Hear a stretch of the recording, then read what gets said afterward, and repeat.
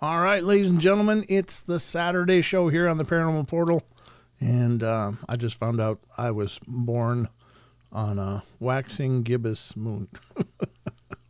So I got that going for me. It was more than half full, but not full. I don't know. Somebody in chat, I think it was a man from the West, said, "Were you guys born on a full moon?" And I really didn't know, so I had to check. So I'm sorry, I'm crunching a little piece of candy quick. It's a coffee candy from Indonesia, actually.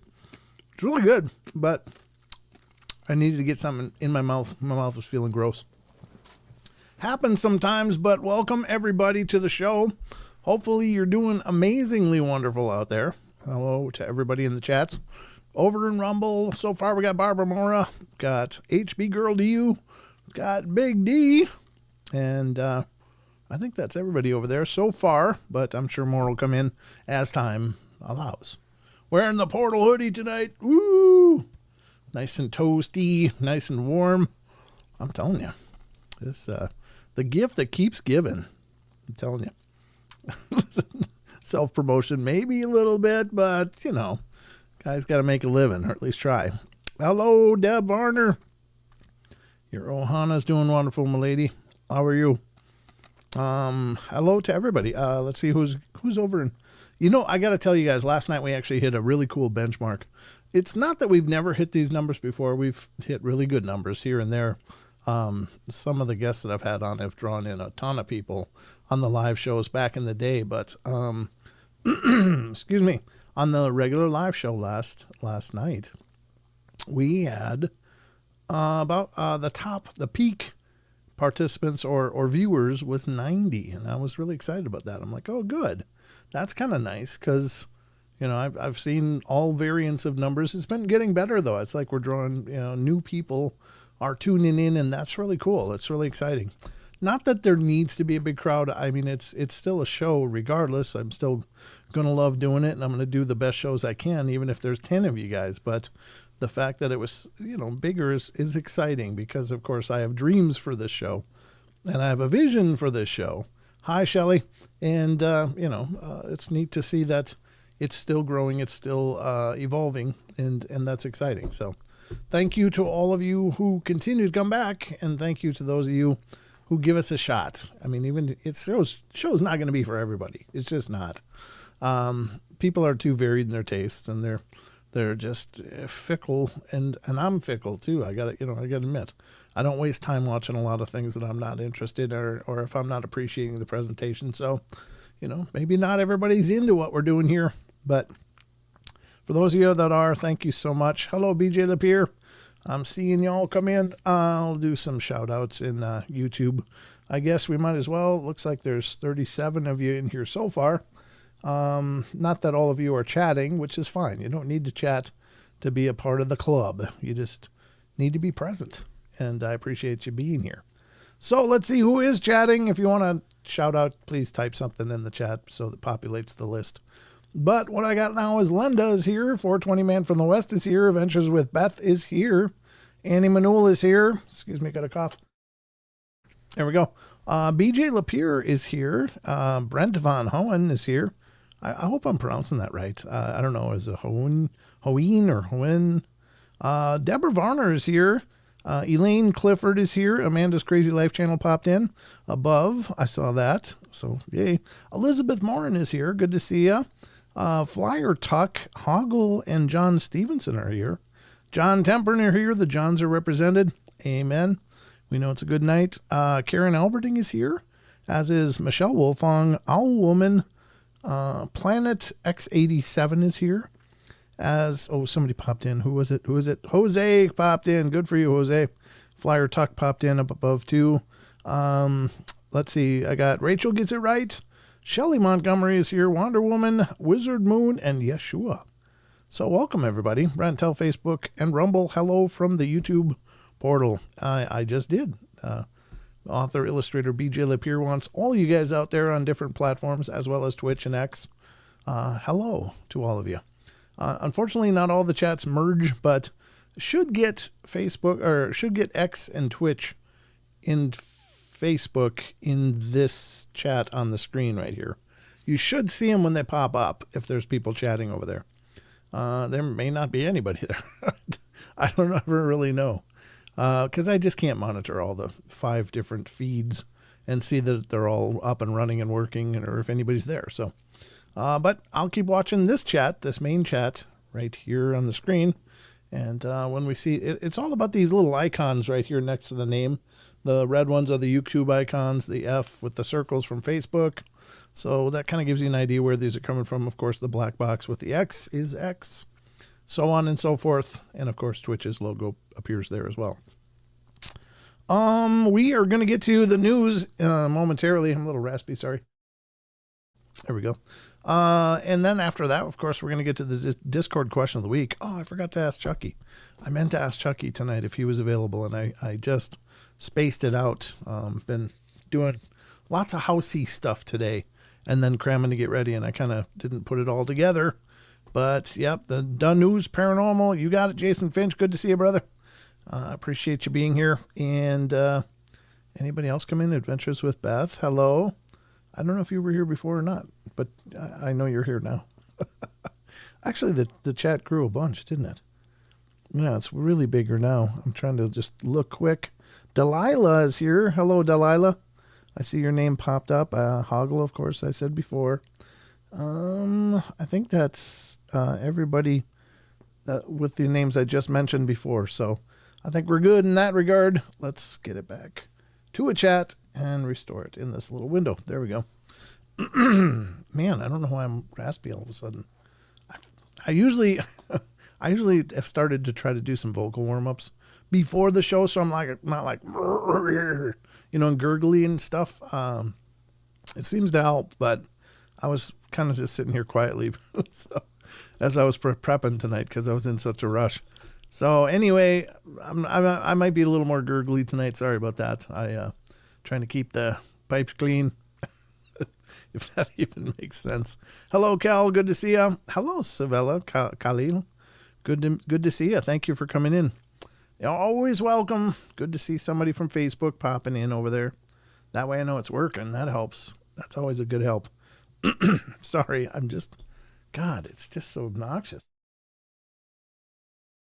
I think that might have done it. Might have shook it loose. So we're going to get to the news, the Discord question of the week, and then we're going to hit the what the hell is that and the cryptid corner. And I guess that'll probably be a show. We're going to spend a little more time in the cryptid corner tonight. I don't have any articles to hit for you. No more Reddit scrapes. I haven't found any more, and we've covered a ton of them. I don't know that was always the strongest segment, but last night I posed the question to the chat. Look, I'm toying with a new segment to include on these shows, and I think it'll cover some material we haven't covered a lot on the shows in a long time.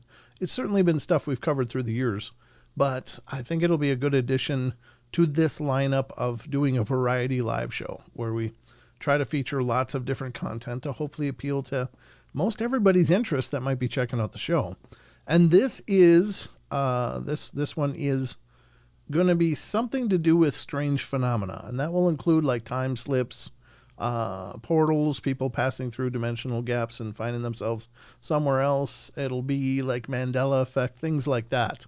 I haven't really coined a term for it yet, but it's something that I'm going to be working on putting together, and we'll cover some of that stuff every night and have a good time with it, because I know there's a lot of people that have seen some incredibly strange stuff, and it's great to cover that stuff because it's another reminder that, look, this isn't always beings and creatures and intelligences.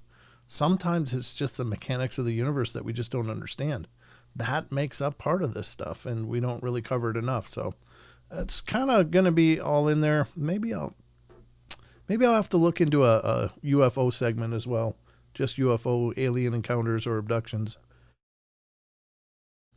Ooh, that's not bad, Annie. I'm going to write that down. Hold on a sec. I got to spit out the rest of that candy, because I can't crunch it all out. Let me see. What'd you call it? Freaky phenomena? Yeah, that's kind of cool. I'm always happy when you guys help me formulate my show. Freaky phenomena. I like that, because I'm not using freaky anywhere. Hope Tommy Cullen's okay with that. Tommy's a great guy. Freaky phenomena. Phenomena. Do do do do do. Phenomena. Do do do do. Phenomena. Do do do do do. Do do do do do do do do do do. There you go. Little song and dance for you. I was dancing with my head a little bit. That's about as much dance as you're going to get out of me. Yeah, I like that. I think that'll be a good one. Thank you. Appreciate the input. That you might have just named it. Hello, Shannon Varner Gardner. Great to see you. Thanks for coming in. We got the mom and daughter here. Good to see you both. Always wonderful to have more people join in. So I guess without further delay, we should get to some news and find out just what the hell's going on in the world around us. Yeshua is in the house. You're right, Jose. Good to see you right off the bat tonight, too. Paradox Fossils popped in. Good to see you. Freaks of Nature. That's not bad, too. All right. Maybe we'll have to do a poll. If you guys come up with a bunch of names, I'm going to write down Freaks of Natures, too. Freaks of Nature. Of nature. Just and maybe we'll do a poll on the YouTube or on Facebook. Freaks of Nature. That's a cool one too. Freaky phenomena of nature, maybe. Just kidding. I don't know. We'll definitely look into that though. Thank you guys. I appreciate the input. If anybody else has a name, surely send them over to me. Let me get scrolled here. Happy New Year to you, Shannon. Thank you. Okay, now I'm caught up with the chat, but I think it's time to get to some news, and we can dive into this and find out what articles I pulled up for you. Let's get to, ladies and gentlemen, the news. The news. It's time for the news.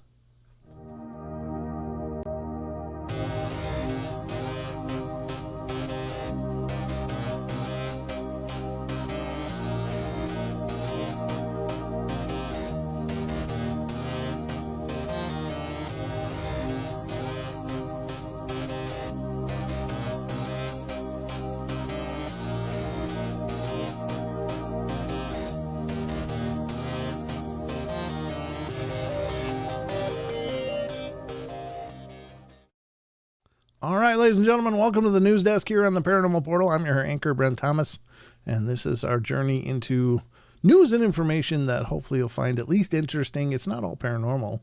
Some of it's just fascinating. Some of it's absolutely hilariously stupid, and everything in between. So, and some of it is indeed paranormal, which is good. Portal Pixies. is that your? I don't know. I've never really come up with a good name for all of you guys. I mean, some people have used Portal Peeps, Portal People, Portalians. I've heard you guys refer to yourselves as. I don't know. Is there a good pet name for the audience here? I don't know. We'll have to have a vote on that too. All right. Anyway, yeah. Although I want to point out throughout the course of the news, I use a lot of different sites, so please support these sites. Please visit them. Please give them your love, because your traffic does equal revenue and keep the lights on. And I'd appreciate any and all of you guys spending some of your time checking these out. They're amazing resources for me, and they've certainly lifted the quality of our show here because of the incredible work they're doing. So please support them, visit them, give them all your love, or at least part of it. Maybe not all of it. Don't want them to get a little too codependent. So let's get to the news. Let me get the right browser up. Here we go. All right, ladies and gentlemen, always on the Paranormal Portal news, I utilize mainly one source because it's just been the best source. And it's never really let me down ever. It's always been incredible stuff. And this is a site called unexplained-mysteries.com. And the first story is coming from there. Actually, all the stories are coming from there tonight. From their archaeology and history files. And some of you, I'm sure, are familiar with this or have heard of this. And it's an old manuscript that was discovered, and it's called the Voynich manuscript. And it's been a mystery. It was discovered, I don't know when it was actually penned. I've forgotten. I mean, I've read about this before a long time ago in the past.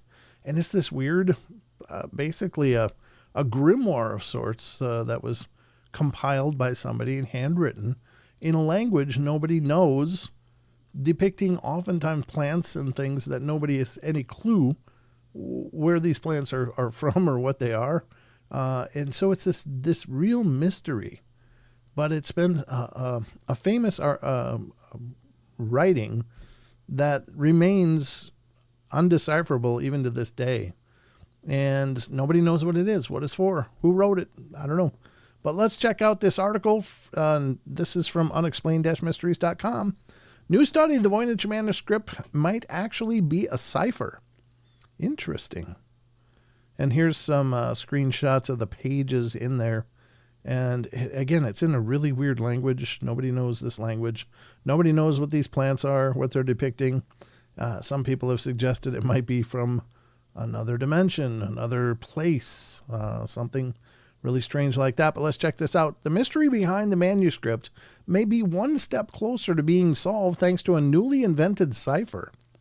The enigmatic codex first brought to wider attention when a rare book dealer named Wilfrid Voynich acquired it from a Jesuit college near Rome in 1912.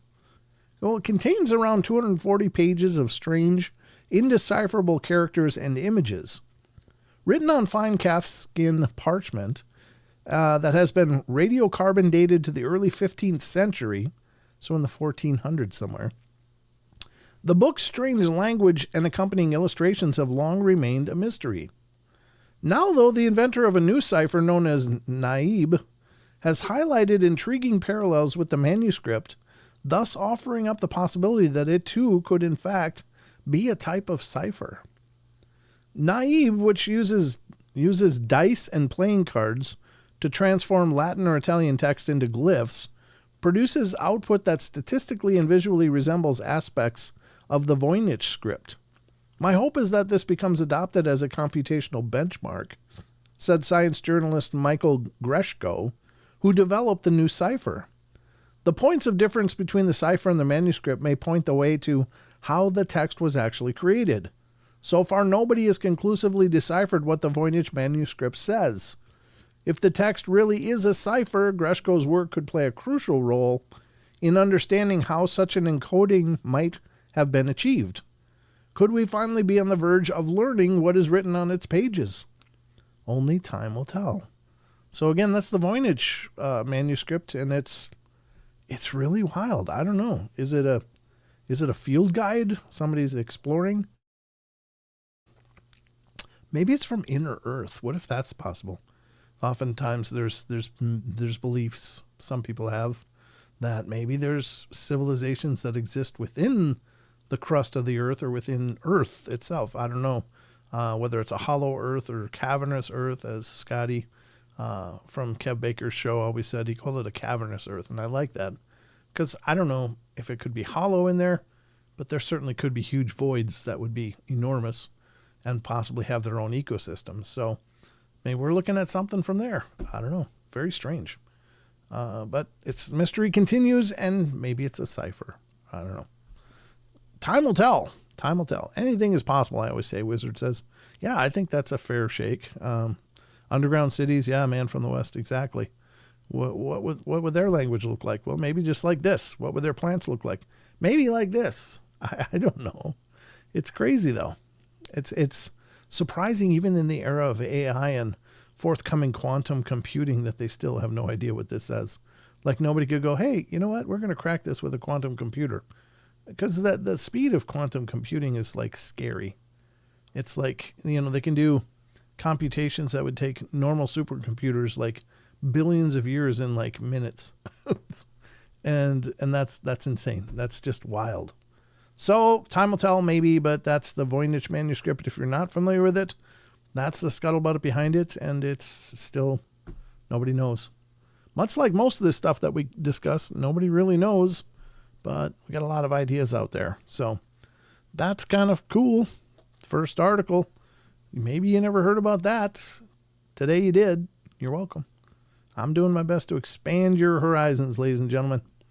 All right, we're going to go to space and astronomy files here of unexplained-mysteries.com. And this is from Space and Astronomy. Mysterious rogue planet discovered in the interstellar void. Is that Nibiru? Ooh. Now that might be a weird word for somebody. Like, what the hell's Nibiru? Well, that's based on the works of the ancient Sumerians, who talked about this race of deity beings or giants called the Anunnaki, and they apparently lived on a planet that has an atypical orbit that goes both in and out of our solar system, and they apparently love gold, and that's why they came here, was to farm gold, and that's the belief is that they created us, and maybe they're the ones that put us together as basically slave labor, I guess. I don't know. I don't think it was a labor of love necessarily to make us, if it was them that did it, but they just wanted us to farm gold for them so they didn't have to do it. But here, let's check out the story. Astronomers have detected an enigmatic free-floating planet approximately 10,000 light years from Earth. Well, that's a little far. Probably not Nibiru then, but you never know. Whereas it was once believed that all the planets orbited stars, findings have since shown that it's actually possible for planets to be found in the interstellar void, far from any solar system. Now, the discovery of one particular rogue planet has indicated that the free-floating worlds may be a lot more commonplace than had previously been thought possible. Situated 9,950 light-years away in the direction of a galactic core, this newfound planet, which has mass 70 times larger than that of the Earth, was spotted thanks to observations from multiple observatories, including the European Space Agency's now retired Gaia Space Telescope. While it's still not clear exactly how these planets end up so far away from anywhere, the most likely scenario is that they were originally formed around a star, as usual, but were then cast out into the void, possibly due to interactions between planets or due to the gravity of a passing star. Some might even form independently in the same nebula that gives birth to stars. Our discovery offers further evidence that the galaxy may be teeming with rogue planets, said study co-author Subo Dong of China's Peking University. Astronomers are hopeful that next-generation telescopes such as NASA's Nancy Grace Roman Space Telescope. What? Who named that one?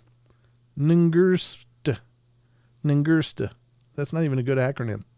Will make it possible to find many more examples of these free-floating worlds. Who knows, there may even be one in close proximity to our own solar system. Nibiru. Yep. Maybe that. Could be. I don't know. But they found one out there. It's just amazing. I don't know how they can do that. They could find a planet that was 9,000, almost 10,000 light years from us. They could find that. But the best pictures they could give us of 3i Atlas were headlights and fog. Help that make sense to me, will you? Because it doesn't track. It doesn't track in my head. All I'm worried about is Earth. Yeah, that's the one we need to be most focused on. You're right. You're absolutely right, John. But in case we continue to screw up Earth, we might need a plan B. I'm just, throwing that out there. Hope that's not the case. Hopefully not. But anyway, new planets, they don't have stars. They don't belong to stars. They're just out there. Who would have guessed it? Not me. I did not have that on my bingo card, but there you have it. All right, let's get to the next article because there's more. This is another top 10 from unexplained-mysteries.com. We've been doing these top 10s because they do this at the close of every year. I love that about this site is they kind of summarize all of the stories that hit some peak views or whatever. And then they put them in one article with links so you can read them. And I will, in turn, put the links in the chats. So if you guys want to go check them out, you can after the show. After the show, not during. After. All right, let's check it out. Unexplained-mysteries.com brings us top 10 paranormal stories of 2025. Let's check them out. Ghosts and hauntings abound in our look back at this year's most popular stories about the paranormal. Number 10 was Adelaide's former home unsellable because she said it was haunted. Sometimes even star power isn't enough to sell a house that has a paranormal reputation. I don't remember that one. This may not have been one we sold. Oh, Adele, not Adelaide. I remember Adele. Yeah, I remember this one. When was this from? January of, almost a year ago. Yeah. I remember covering that. I don't think it's unsellable, though. Actually, oddly enough, it's like haunted houses are actually getting a premium in a lot of markets now. Like people are wanting to buy haunted houses. It's like, wow, you want a haunted house? Just whip out a Ouija board and start calling to Grandpa. You'll get one eventually, I'm sure, if you keep it up long enough. Because most people don't do it correctly. Anyway, there's that one. That's the first one. Number 9, BBC's Paranormal explores the case of Britain's last witch. Journalist, I don't know how to say this. How do you say Sian? S-I-A-N. Is it Sian? Or am I really brutalizing that? It looks very, very, very Irish. Sian Aleri returns for his third series, this time to investigate the case of Scottish medium Helen Duncan. So that's another article in here. Number 8, the Enfield poltergeist case still intrigues almost 48 years on. Yeah, that's a strange one. The Enfield poltergeist case is pretty well documented. Some pretty fantastic witnessed,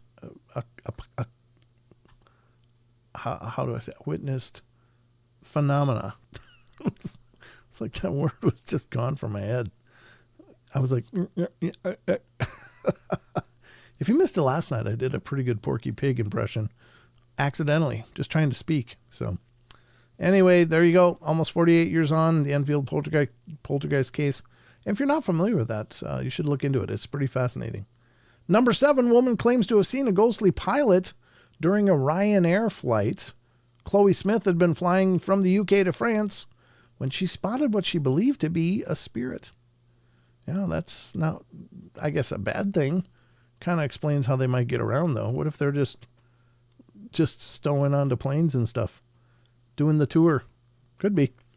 Number 6, second death. Can a ghost die again? In this episode, we dive deep into the chilling concept of second death, the idea that even spirits may not linger forever. I wonder how this must be their podcast. Again, they have a podcast called Quite Mysterious, and I haven't listened to it, but I would love to catch it sometime because I'm such a fan of their website. But I don't know. Can a ghost die? I don't know that they can because, I mean, honestly, just fundamental physics. Energy is neither created nor destroyed. It can just change form. So maybe it can be transmuted or changed, but I don't think you're ever going to kill a ghost in the traditional sense. Like, you're not going to wipe out that energy. I don't know. I don't think we have the know how to do that. I think you can send them away. I think you can get them to go, but I don't know if you can destroy them. Interesting though. It'd be a great episode to listen to. So again, this will be on the links of this article. If you guys want to check out the show, and let me know if you get a chance to listen to it. I'd like to know if it's a good show or not. I'm sure they do a great job. All right. Museum in Ireland is plagued by sightings of ghostly reflections. I don't remember this one. Good graphic though. No images, but it kind of goes into the story, and I'm sure you can find out more information after you read the article. Number 4, panic as real-life haunted Annabelle doll reportedly goes missing. We did talk about that. Didn't actually go missing. It was a lot of supposition and just internet lore that kind of ran wild. So, could a combination lock prove that it's possible to talk to the dead? Huh? What? The late researcher Dr. Ian Stevenson once came up with a novel way of proving that we could speak to the dead. That's interesting. I don't remember that one. Number 2, has the mystery of South Carolina's Somerville ghost been solved? For decades, an eerie phenomenon has endured along the abandoned railroad tracks of a small town. Speaking of that, I got a pretty cool video that I found on what the hell is that? So remember this mention. All right, number 1, the Hat Man. What's the truth behind this terrifying shadow entity? Many people over the years have reported encounters with a shadowy figure in their bedroom at night. The Hat Man oftentimes gets a lot of bad press, and it might be a sometimes nefarious entity, but it might be more benign. I've heard many stories where, in encounters where people have just said, hey, you got to go. You can't stand there and look at me. And it'll just look at them with the red glowing eyes and then turn and walk and disappear and maybe not be seen for a long time, maybe not ever. So sometimes they just seem to be watching. But there you go. This is a great article. Top 10 for the year 2025. I'm going to put it in the chat and you guys can check it out. What's the worst song to play in a nursing home? The Final Countdown.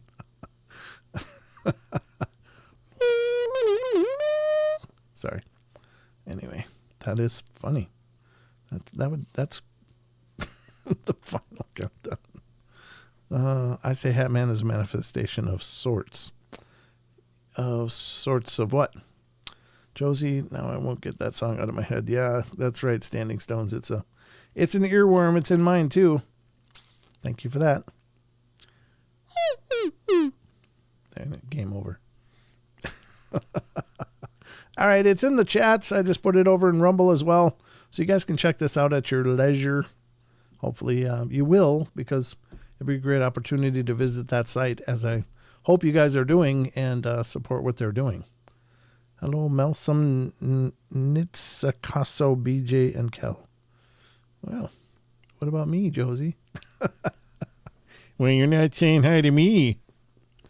I'm happy you're here. All right, there you go. That was that article. We got more, though. Hello to you, Hampton 11. New name. Great to see you. Thanks for coming in. I appreciate that. It's always fun when new people come into the show as well. What did I just do? That was it, wasn't it? That was all of them. Yeah. That was all my articles, so I guess that's the news. Do you feel like you've gained something? Like this has been a valuable experience for you? I'm just saying. I think the news is fun. Texas was a balmy 65. Linda, you don't even need to rub it in like that. This, you don't need to mention how warm and nice everywhere else is except where I live. That'd be just fine. Brent, you aren't a Nitsacaso unless you aren't telling us something. No, I was just reading who Josie was saying hi to. Yeah, YouTube changed my name, Brent. You know me as Sandy M. Oh, okay. Okay. Well, great to see you, Sandy. Thank you.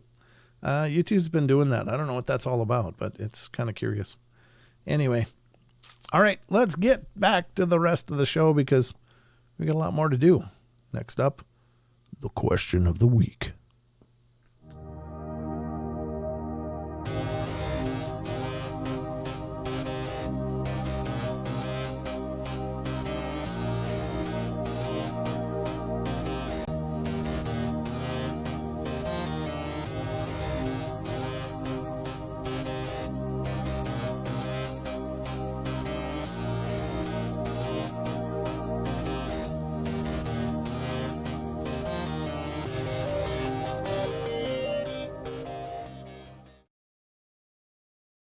All right, we made it through the news.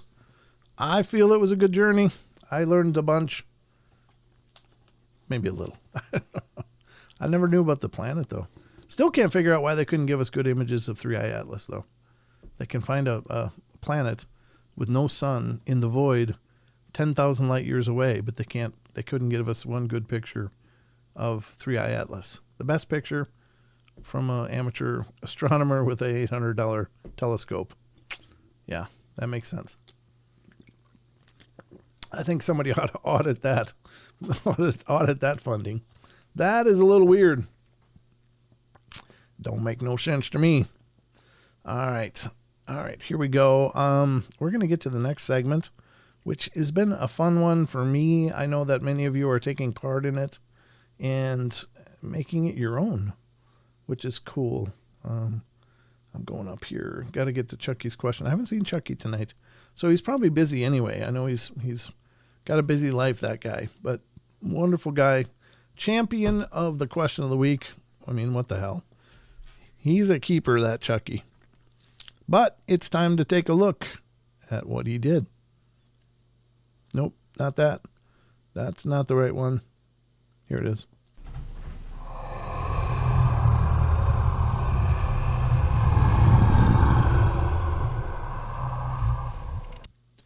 All right, this is the Discord question of the week, ladies and gentlemen. And this is where we ask you guys a question dealing with the paranormal, supernatural, Fortean topics, and other strange phenomena. And it's any one of any. It can be about anything and everything. And we'll ask you guys a question just because it's been great to hear your takes on what this weird stuff is. Nobody knows, nobody has the answers. We just don't have the answers. We just have a lot of theories. Some people will tell you all day long they know exactly what's going on with this stuff, but I don't think so. Jeez. What the hell? Josie's just on a roll. Worst song to play in a crematorium, Burning Ring of Fire. Ooh. Get some rim shot for all that effort. Thank you, Josie. Very good. All right. Sharon says, government screws most things up. Doesn't matter which side, they both suck. Yeah. In a lot of cases, that's true. I mean, there's good people all over the place, of course, but there's some real gems out there. Just saying. All right, let me close that. I'm actually going to close this. What did I do it on? No, I'm good. That should be good. Okay. That's just this over here. Yeah. Okay. Just had to make sure. I thought I had to close the camera. I thought under my picture was a missing one from Zoom, but it's not. Okay. All right. So this is the question of the week. Again, we ask you a question. Many of you in the chat community on Discord, give us your ideas. You've taken many of these questions and brought some incredible viewpoints to it, and I thank you for that. You guys have thought of things and come up with ideas that I never would have considered, and that's amazing to me. I love the group think on these questions. So, and again, Discord's open to everybody. It's a free thing. You don't have to pay anything. Discord's a free program. Just use the link. I don't know if Rachel put it in there or not. I'm sure she did. She's always been doing that. I'm sure she put it in here somewhere. But the Discord link, oh, there it is. Thank you, Rachel. Appreciate it. But the Discord link is also in the description below, so you just feel free.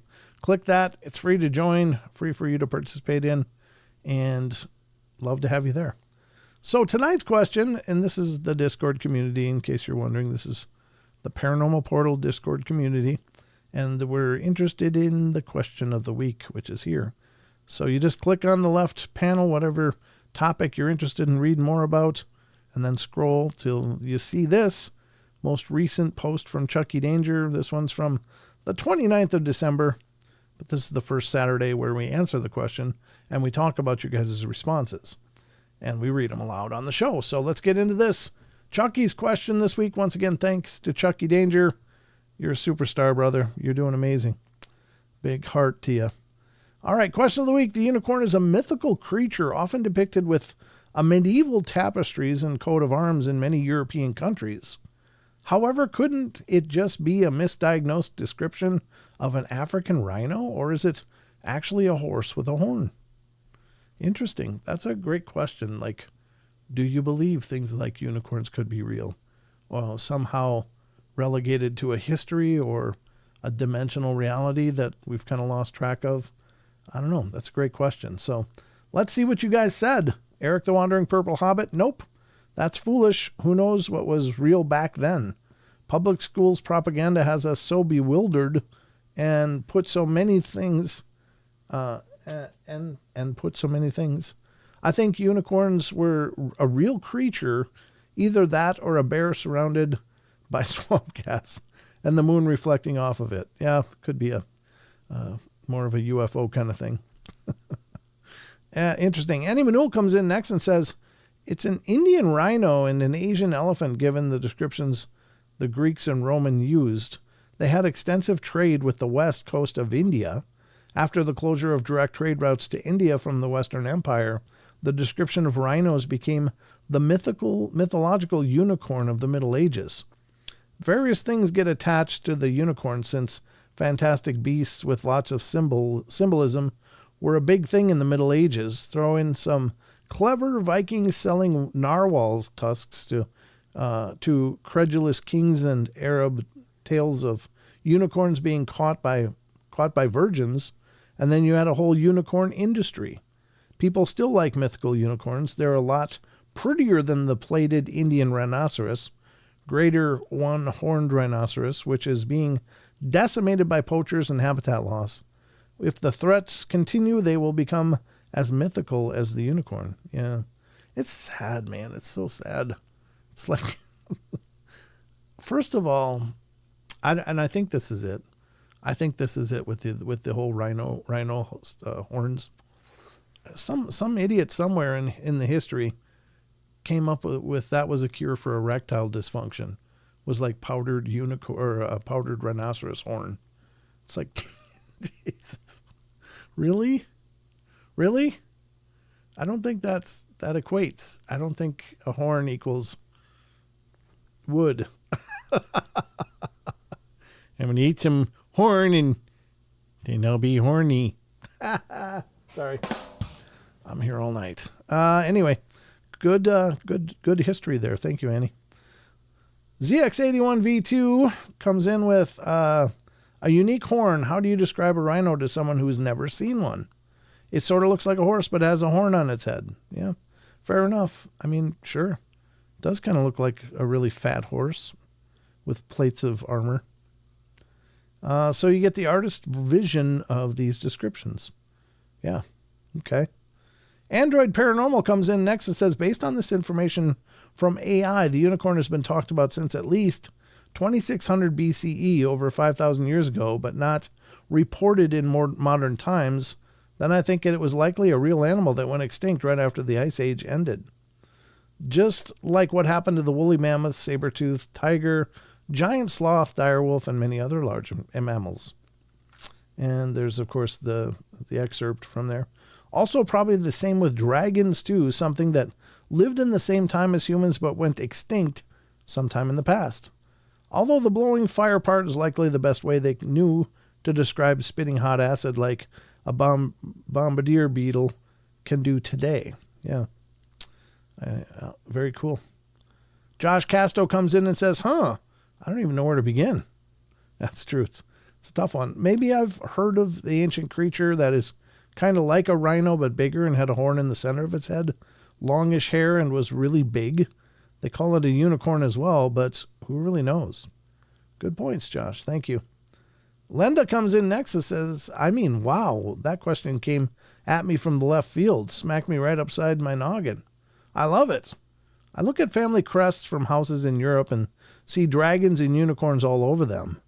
They are in stories from far back, so why not? In Native American lore, there is the thunder horse and the horned serpent.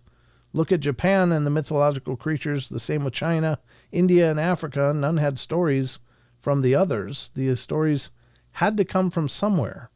Within each culture, they were sure not swapping tales. I think they were real at some points. Excuse me. Perhaps not the ones we read and see in movies exactly, but definitely something there in my opinion. Yeah, there could have been. Sure. There's an apocryphal tale that they just didn't get on the ark for whatever reason. Like they sacrificed their existence somehow and chose to just go on to the next world. I don't know how to quantify that, but that's a claim. Frank Monday comes in next and says, seems like there was an American who cultivated unicorns from goats back in the 60s. I'll do a search and pull some images. Think his main idea was that some of the unicorns were made by magicians and thus were legit. Excuse me. His research made sense to me when I read it. He claimed that once he made a few, they acted differently among the larger flock of goats and became like a de facto sentry and guard. Oberon Zell Ravenheart, a key figure in America's counter-cultural movement, believed myth could be lived rather than merely imagined in the late 1970s. He gained attention for creating living unicorns by guiding the horn growth of goats, not as a trick, but as a symbolic action, like the Hermetic magician. Zell sought to unite knowledge, will, and imagination, embodying the principle as above, so below. His work challenged modern disenchantment, proposing that reality itself could be consciously re-enchanted through myth made manifest. Oh, that's interesting. Unicorns weren't just figments of imagination or distorted images of rhinoceros.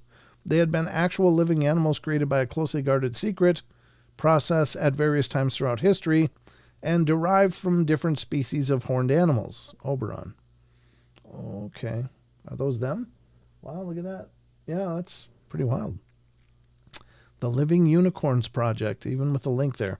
So that's cool. If you want to learn more, click on that. I'm sure you get a lot more information. Cozy Izzy says, I remember this. What an oldie but a goldie. Yeah, that's very interesting. I never knew anything about the Unicorn Project. Thank you, Frank. Barbara Morris says, I do think there were unicorns in the distant past. I also think that they were rare and eventually just died off. Perhaps a unicorn was a genetic mutation which bred a normal horse, goat, or deer, which in turn created a small group of what we know as unicorn. A lot of cultures have these animals in their stories, so that would be my most logical guess. And then there's the one with the unicorn missed Noah's Ark. Yeah, that's one that I was familiar with as well. Rachel comes in and said Scotland's national animal is a unicorn. They may have been an animal that had a single horn that looks like a horse. We have zebras, donkeys, and horses. This animal has been carried by humans, myths, and memories for centuries. There's always a seed of truth in these myths.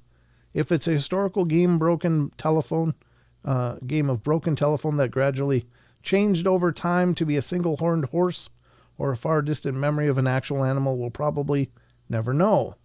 But it is wonderful that the stories that have this creature are still told to children and adults who have their minds enriched by the tales of unicorns. Yeah, I like the idea that they were real. Wonder Woman says, I want to believe, so yes, there was and still are unicorns. I like that. Yeah, of course. Karen Alberting says, I absolutely believe unicorns existed. Lots of strange animals existed and came extinct before our time.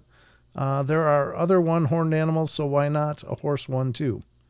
Yeah, it could just be something that didn't quite make it through the natural selection, but it was part of our natural fauna. John T., you mean unicorns aren't real? I'm not saying that at all. I think many of us want to believe. BJ Lapierre says, I think unicorns could be associated with the Fae. They exist in the Fae world and only come across when the veil every so often, and that's why they aren't really here, but yet are. But in a cloaked version. Who knows? Oh, that's an interesting take. I like that one too. Yeah, beautiful thoughts, guys. Thank you to everybody who took the time to respond and be a part of this. I think it's fascinating. Very interesting stuff. And of course, the same could be said of like griffins and any other number of what we understand as mythological creatures.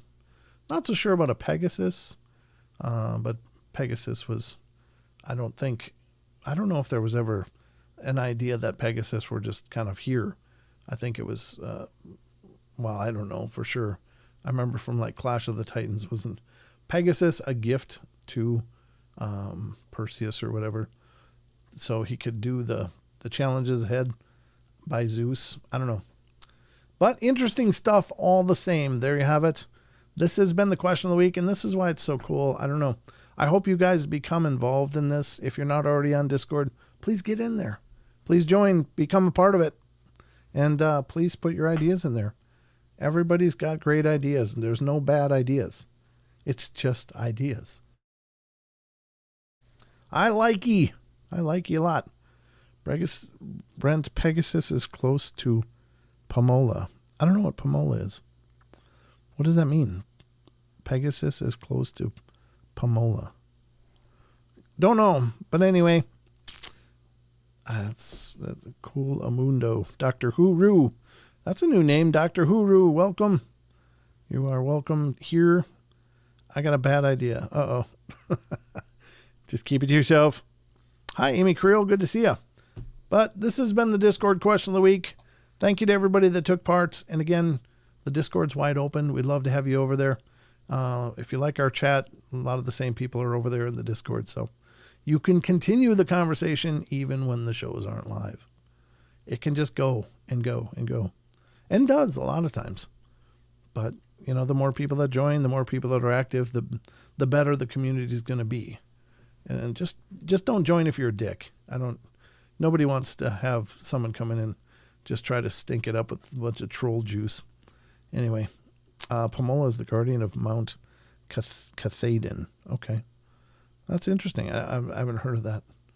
I don't know where Mount Cathaden is, though, either. But sounds fascinating.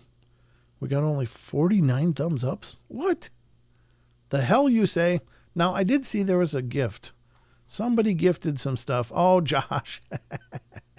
Josh, Cryptical Crossroads, came in with 5 gifted memberships to the channel, ladies and gentlemen. Hello, friend got one. Cat's Pajamas got one. That's a new name. Nice to meet you. You're now a member. Tedestrial 9627 got one. Samuel of Tin. Samuel of Tin got one. And Roids SX got one. So congratulations to all 5 of you. Special thanks to Josh for making that happen, brother. That's amazing. Hope you guys like it. And thanks for giving it a shot at the very least. Even if you're not really like, I didn't want to be a member. Well, you don't have to be. Oh, yeah, well, there you go. That's kind of the other part of it, John. That's a good point. Bigfoot and cryptids are real, so why not unicorns? Yeah, why not? It is essentially a cryptid at this point. It's an unsubstantiated, but by some. Brent K. Tarden, located in Maine. Okay. Yeah, I'm sure it is, Josie. I just don't know what it is. So, I'm sure it's, there's something to what you're saying. I just don't know much about it. Hey, Justin Good Earth, come in. Good to see you over on Rumble. Always, as always, and Dog Digger. Good to have you here.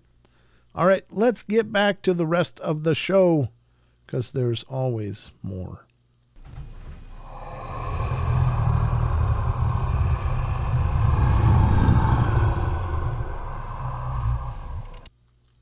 Boom. This isn't really it, though. That's not really where we're going right now. We're going somewhere else. I should minimize that. Let's go over here. That's where we are going in a little bit, but we ain't there yet. We got other things to do first. I think the first thing we're going to do is we're going to head into what the hell is that? What the hell is that? Remember, if you guys want to be a part, it was me. If you want to be part of the conversation, just put your typing in all caps. It helps me to see. It helps really make things jump off the screen for me. Again, I know you don't know this, but I have literally 3 screens of stuff in front of me that I have full of windows and links and stuff that I prep for each show. And so I'm always looking around. But when you do the capital letters, it really does jump off the screen. So if you have a question, or if you have a comment, or if you just want to make a statement, Jose says, I think that everything could be potentially real. I agree. And that's one thing I had to recognize in doing these shows. Before I got started, I thought, well, I know this stuff. I'm good. And then I started getting into it and realizing just how much there is going on, how many claims there are out there, how many experiences people have had, how many strange things people have seen. And it did make me realize, my God, anything could be real. And now you always have to take some of it with a leap of faith. Some claims you just have to take with a leap of faith. That doesn't mean you have to believe them, but you at least have to acknowledge that something happened, that they experienced. It may not be exactly what they're claiming. It might not even be anything like what they're claiming, but people are having experiences with something they can't understand. And so I think that's pretty powerful stuff. And you realize that there really is no limit to what people encounter, like strange things. Hello to you, Sharon Sunshine. Good to see you. Good to see you all. Thank you all for being here. Looks like there's 79 of you guys here now, it just went up to 80. There's 80 of you. Get to the chopper. Oh, you ready to go? You ready to go? Is that what we're saying here? Josh is ready to go. Well, hate to keep the man waiting. We're going to head into another segment where we showcase a lot of different clips and things, and we just have you evaluate it. Do you think it's real? Do you think it's not? And we do voting on the live chats, so get your keyboard ready, or your phone keyboard ready, whatever, and get ready to check these out with me, because it's time, ladies and gentlemen, for... The hell is that? That's what it's time for. You heard it right. It's time for What the Hell Is That? Now, as I stated, I've got several things pulled up for you guys that we're going to go through. I'm not making any certifications on any of this, and I'm not expecting that what you say, you have to be tied to it. I mean, we just don't know. We don't know a bunch of stuff with most of this. But all I'm asking is that you look at these clips and evaluate them with, are you seeing something that looks like it might be something? And I realize that's kind of an ambiguous thing to say, but it is interesting. And I know there's a lot of questions we can't ask. We can't ask and we can't research. We can't go to the location. Oh my God.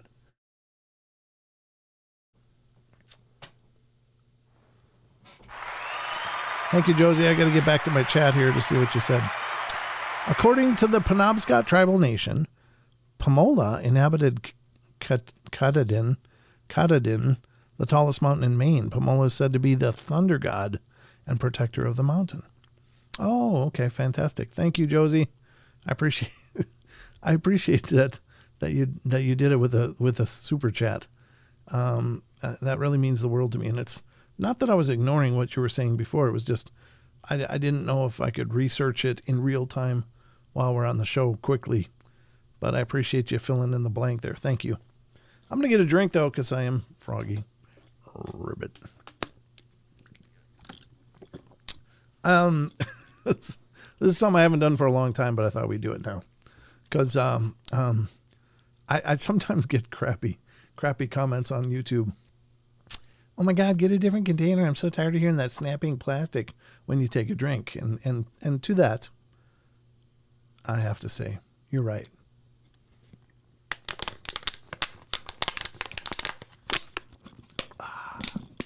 You're absolutely right. So that's my response. Ongoing response. Josie says, I'm from the Penobscot Nation. Oh, very cool. Okay. That's wonderful. I think having that First Nations root is very powerful. I got a lot of friends in the First Nations, a lot of wonderful friends. Okay. And now I have you as well as my friend. Thank you. So let's get to some of these videos and check them out. Again, we're going to watch the video. A lot of questions we can't answer, so don't get too hung up on it. And one thing I'll tell you is everything can be AI. So, I mean, some of it is obviously AI. And then, yeah, you can say, yeah, AI. But some of the stuff looks, old and interesting. 3 of them are coming from Red's Creepy Clips on Facebook tonight. I really like this page because they've posted just tons of these things over there. And they're very fascinating. They're very fascinating videos. I'm not going to play you the entire narration of what they're saying, but in this one, the first one we're going to look at is from a hospital. A couple of them tonight are from a hospital, I think. No, that one's not. And that one. Hey, there was another one that I was going to pull up. Where the hell is that? This isn't it, though. This isn't it. Let me pull up the other one. I missed one in my... There was one I pulled up and I was like, ooh, we're going to have to definitely use that one. But it looks like I might have closed it by accident. No. I did close it by accident. Damn it. Let me go back to Red's Creepy Clips here and see if I can find it, because he had some pretty cool stuff. He has a whole host of different reels, and I just had it, so I'm a little disappointed that I don't have it again. Maybe I'll have to miss it. Maybe we'll have to miss it because I closed it and it's going to take me a while to scroll through the pages of reels that they have on the Facebook page. But definitely check out Red's Creepy Clips. It's a cool page. They got a lot of stuff. This first one I find very interesting. This is a couple owns a house. They've been noticing these weird noises. Now, we may have shown it on the show at some time in the past. In fact, I'm pretty sure we did, but it wasn't part of What the Hell Is This? What the hell is that, rather? And so some of it may be new to you guys. Some of you guys might be like, oh yeah, I saw this one. But let me know what you think. This one I think is pretty creepy.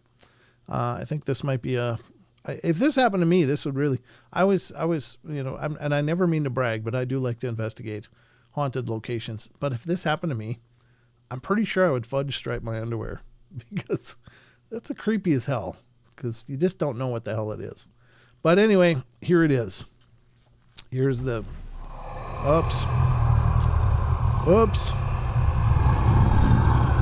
Oops. Sorry. Forgot to shut that off before I closed that scene. But here it is. Here's the image. Again, the couple has a house. And they're noticing lots of strange sounds. They hear something coming, like sounds coming from their basement, like banging and stuff. And so they're like, well, let's check it out. And so the guy's recording. The wife is sitting there in the background. And check this out. It's really a creepy moment. I like this clip. I really do. So let's see what you guys think. Let's check it out now.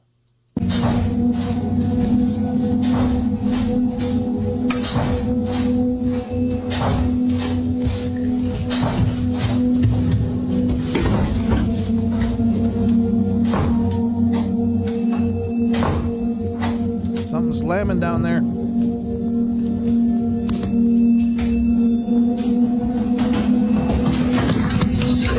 In this video, a couple hears strange... Okay, so what you missed or may not have been able to put together is that was the sound of somebody running up the stairs at him.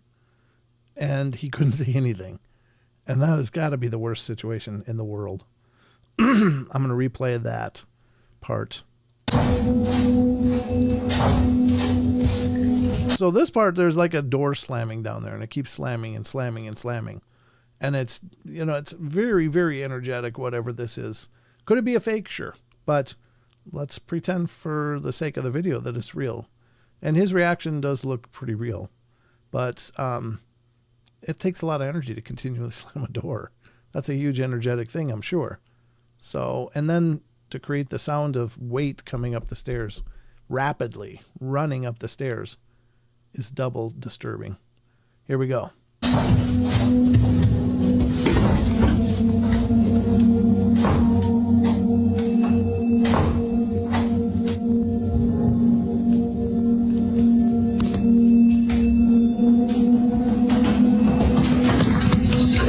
In this video, a couple hears strange... So, what do you think?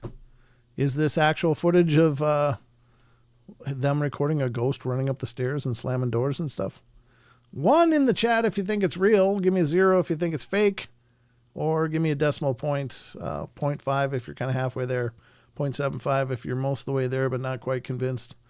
And vice versa.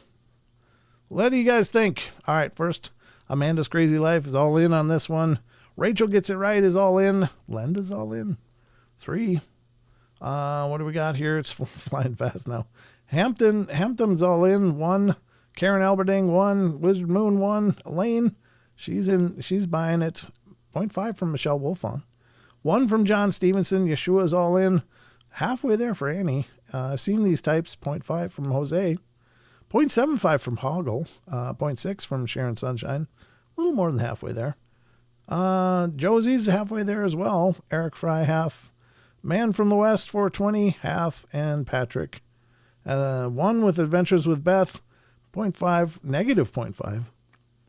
So it's less than 0? Or do you mean just 0.5, Josh? Nah. Okay. All right. Exorcist Time, Linda says. Kel's about halfway there. Sounds like a furnace needs repair. This isn't the best audio. I've heard a better version of it that's much clearer. It's too much music in this mix to make it really crystal clear. But you can, probably Google ghost running from basement stairs, running up basement stairs, and find this video without all the production and the over-pumped audio. Author, illustrator, BJ Lapierre is all in. I did live in a place where the ghost would run up the stairs, but in this case, DE, 5? What do you mean, D? Do you mean 0.5? Okay, gotcha. So halfway there, Daryl Stanley's halfway there. And that looks like the Mary Wins gives it half the way there. So what do we got on Rumble? Barbara Moore is all in on this one. Car Juice is all in. 0.75 for Justin. Good Earth. It is pretty convincing. The better version is much more convincing. This one's just too loud with the music and the audio. It's too over pumped. So it's hard to hear those. But in the original, you can hear the running up the stairs like this, like. And it's just like, oh, God, and it gets louder as it gets closer. And the guy's reaction looks pretty organic. I mean, he jerks. He's like, what the hell's going on? So glad I don't have a basement.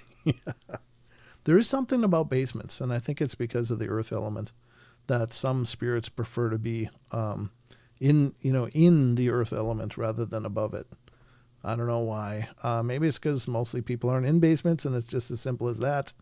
Maybe it has to do with the resonance of energy being sub ground level. I think it might be something like that, but it is curious. Basements are pretty big hotspots for creepy stuff to hang out. But there we go. That was the first one. I hope you guys liked it, but there is more. There is more. And the next one we're going to look at is not that one. This one. This is one from a hospital. This is one I was going to show you.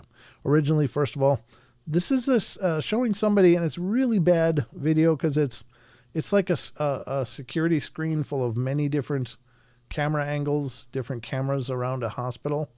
But they're using like a cell phone, a potato phone, it looks like, to record one of the squares showcasing this room. And there's this little shadowy apparition looking like a child-sized apparition standing at the foot of the bed. And apparently, I haven't watched this one in full, but apparently people look like they walk through this thing. Like nobody sees it in the room, but it's showing up on camera. So is this one of those portents of impending, decease? Is this something waiting for someone to die? I don't know. Excuse me. But let's check out this one also from Red's Creepy Clips and Vids on Facebook. So definitely check it out again. But here we go. Let's check out this one and give it a vote. A vote. Don't forget the vote. All right. Here we go. There's the apparition that appears on the security camera, but is allegedly not visible to anybody in the room. So, I don't know what we got here. Let's see.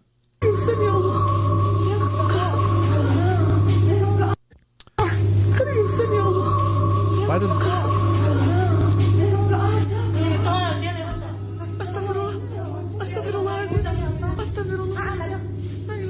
Isn't that strange?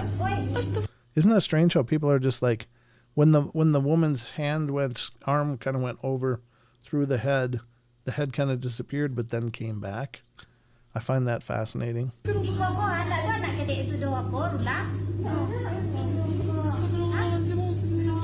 In this clip, we see CCTV. So it is kind of fascinating. Let's take a look. Look again. Thank God for the red arrow. Makes everything clear.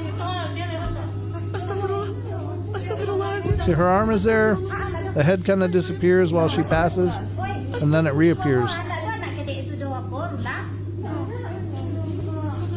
I think this is coming from Malaysia. That's the language you're hearing, which is very, very, very similar to Indonesian language, national language anyway.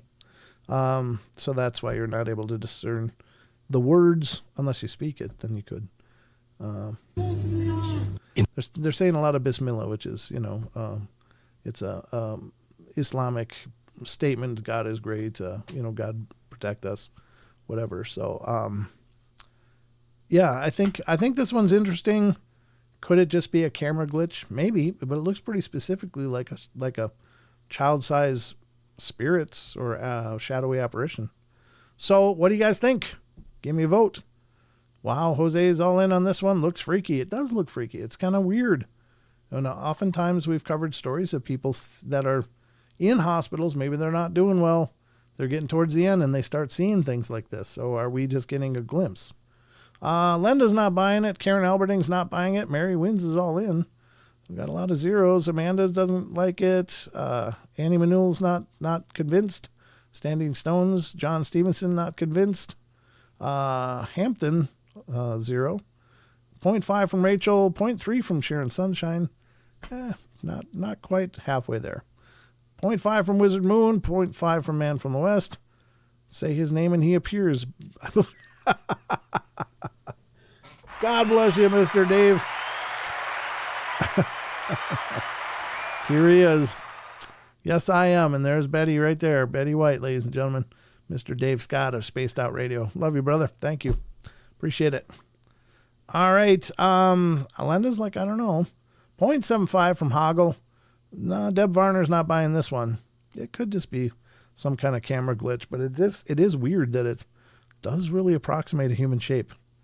You got the head, you got the shoulders, you've got what look like the arms in front, and then 2 legs. And it looks like the bed is blocking part of this side. So I don't know. It is very peculiar rather. Not culiar, it's very peculiar. Yeah, I'm 0.1875. Thanks, Josh. So you're not really into this one. Okay. 0.5 from Elaine. She told me her family told her she would repeat, no, she was alive, real, like us, not dead. I'm not sure what the first part of that was, Delilah. Michelle, my grandmother, lost it. She fainted. They had to wake her up. It took forever. She was sick for a week. She was traumatized. Oh my.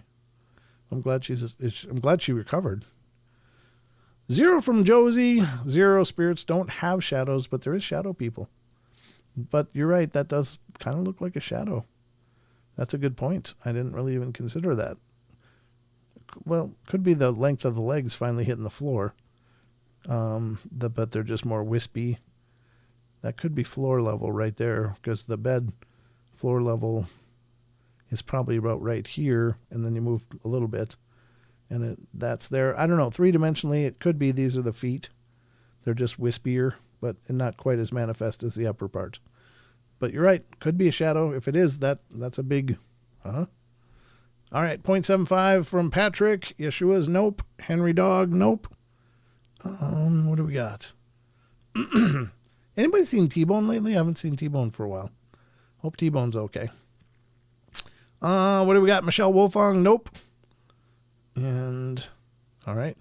Looks like that's the voting on YouTube. What do we got over in Rumble? Let's see. Was the man tuck in when passing the dark thing? The man was wearing dark himself, so it was hard to see what was going on there, Barbara. It's so solid. I don't know. Car Juice says, yeah. So Barbara's about halfway there. Car Juice is not buying it. Justin Good Earth says, I missed it. The missus came home. It's a weird one, too. It is. Yeah, it's a hard to know what we're looking at. But it is curious, so we'll leave it there. Just another one to consider. Could it be a camera glitch of some kind? Sure. It's just really weird that it's so specific. And then there were 3. 2 back there and 1 behind me. Gotcha. They came in 3s. And that's pretty common, actually. 2s and 3s seem real common. So there you go. I don't have an answer. I think it's curious, but you're right. It could be a lot of things that we're not able to tell from this footage. And then there's one more from Red's Creepy Clips. Oh, this is the one. This is the one I didn't think I had. This is the one. This is one I've definitely shown on the show before, but I love this video. I love this video. I think it's a great capture, and it's pretty powerful. I was blown away by this one right away when I saw it. Year and a half, 2 years, 3 years ago, something like that. It's been around for a while now, but this is one of those captures. It's like, oh my God. I don't think we showed it on What the Hell Is That? If we have, I'm sorry, it's a repeat, but it's a great one to point out. I just want to get to the part where she's actually panning around. I guess the whole thing is. All right, here we go. We're going to just play this whole one. I've been kind of chopping out the narration from Red's Creepy Clips, but I don't want the sound necessarily off. I do want it on. So here we go. This is almost the last one. I got one more, but it's not really. Well, I guess it's kind of a voting one as well. But here it is. This is second to last video here on the What the Hell Is That? And again, this one's been around for a while. You've probably seen it, but it might be new to some of you. But I think it might be some of the best evidence I've seen captured on film in a long time. Might be. I really think everything about this looks right to me. But you be the judge. Here we go. In this video, someone is filming their pets in the living room. But when they turn the camera toward the hallway, they notice a shadow standing there, watching them. In this video, yeah, it's not giving us the audio at all. It's not giving us the audio at all. But she's like, oh, everybody's ready to bed. And then she looks at this one and it's looking, and she's like, what? And then she looks up. She's like, oh my God. And then it shoots away. But she starts like shaking, and her voice is really powerful. So they didn't include the audio, the real audio, which is unfortunate on this one, because the real audio really helps to drive it home that what you're looking at really is not expected. But it looks like a big, I don't know, like an 80s big hair head sticking out, looking at her. And then she sees it, and it shoots away, just shoots away. And I love this clip. I think it's really creepy and powerful. I wish we could have the original audio, but for some reason they didn't include that on this clip. That's unfortunate. I wonder if I could find the one that has it.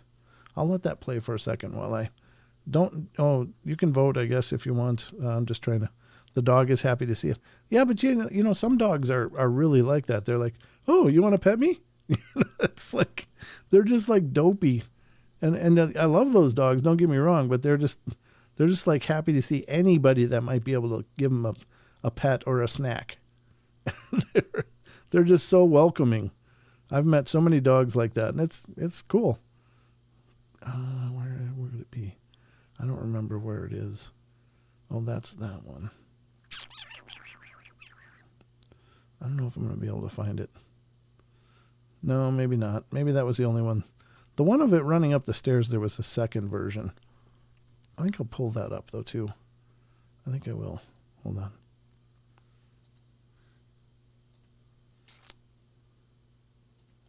I'll pull this one up, too, just to hear if it has better audio. But I like this one that we're seeing. I cannot find a better audio version, so I apologize. All right, let's see what we got. I think she was just doing kind of a YouTube TikTok thing, just like, oh, I think we're all getting ready for bed. The dogs are ready. I mean, people point cameras at their freaking food all the time, so it doesn't surprise me that she's panning all the dogs getting sleepy and ready for bed, and then this dog just like, hey, stands up, perky, starts kind of wagging its tail, and then she's like, yeah. So, I guess the votes I can see is just 2 that time, both on the opposite side of the room. All right, so I can see Rachel's all in, 1. I remember this one, and Lane says, yeah, she's all in on this one. 0.5 for Manny Manul. Yep, solid. I like those doggies. Yeah, look at those doggies. Kieran Alberding, 1. Eric Fry, 1. Yeshua Reloaded, 1. Amanda, 1. You're right. Dogs get it. They do. Yeah, they zoom. They sense things for sure. I can hardly see anything. Yeah, it depends on what you're looking for. You're not going to get much detail off the shadow figure. You can just see that a shadow is there, and then it disappears. But it does look like a big, like a hair, like a big 80s hair, kind of black hair that drapes down, and a kind of a whitish face, or at least lighter. But you're not going to get any real detail. Adventures with Beth is halfway there. Wizard Moon, John Stevenson, but Wizard Moon and John are both all in. Hampton really can't see anything. Depends on the screen you're watching on. Sorry. I can only make it, I can't blow it up at all. This is as big as I can make it. Hoggle's all in. Henry Dog is -1. Why minus? What are you, yeah, I mean, that's fine. Everybody's got their own evaluation of it, but I think this is good evidence. I find it interesting the dog isn't upset with what it's seeing. Yeah, but they don't always get upset. It depends on the dog. It really does. Michelle Wolfong, 1. Sharon Sunshine says 0.2. Very low rating. RJ Windwalker's all in on this one. Josh, Cryptical Crossroads, 5.5. That's a lot of belief. I like this one. I really do. Vincent Sanchez, 1. Hackles raised. Yeah. Did his hackles go up too? As it's standing there perky? Let's see. Maybe. Yeah, maybe around the neck area. It looks like it gets pretty dark there, like the hackles did go up. But then it starts raising or wagging its tail once it shoots away. It's like, oh, are we playing? The dog looked like it was waiting. Maybe he saw its owner prior, probably hoaxed. Still 0.5 from Benno. Deb Varner's all in on this one. Pets are good at sensing energy. Yeah. Brent, I found it. You did? Oh, okay. Did you send it to me? Patrick's all in. Author, illustrator, BJ Lapierre's all in. Lenda's in. Rachel found it. Yep. 1 from Rachel. And 1 from Wonder Woman. 1 from John Stevenson. Probably someone they know. 1 from The Oceans. Oh, you give me a link. Maybe I can do this. Maybe. Let's try this. If I can copy it from the chat. Maybe I can. Let's take a look. Let's take a look. The dogs are ready for bed. It's just a peaceful night here. Get ready to go to bed myself. What the fuck is that? What? Oh, God! Fuck! Yeah. The dogs are ready for bed. It's just a peaceful night here. Get ready to go to bed myself. What the fuck is that? What? Oh, God! Fuck! Yeah, that's pretty organic. I mean, yeah, she's just doing like a TikTok-y thing, and then it's like, oof. Yeah, 1 for sure, says Jose. So that's that. I mean, her reaction is really key to evaluating this because, I mean, she's really disturbed, and she's floating some Effenheimers there. So thank you, Rachel, for digging that up. I appreciate it. That's perfect. Somebody might have sent it to me on Paranormal Portal, but yeah, I did see your link. Thank you. Not buying it seems staged. Yeah, I mean, that's fine. I can understand. We all have different opinions. I don't think this is staged, but, it's my opinion too. Dale Atkinson's all in. 0.3 from Sharon Sunshine. All right, tough sell. That's okay. Yeah, exactly. Exactly, Justin. Justin gave it a 1. Dog Digger gave it a 1. Car Juice gave it a 1. And Barbara Mora gave it a 1. Yeah, I think it's a great one. Now brings up the last one, and I'm going to close this one.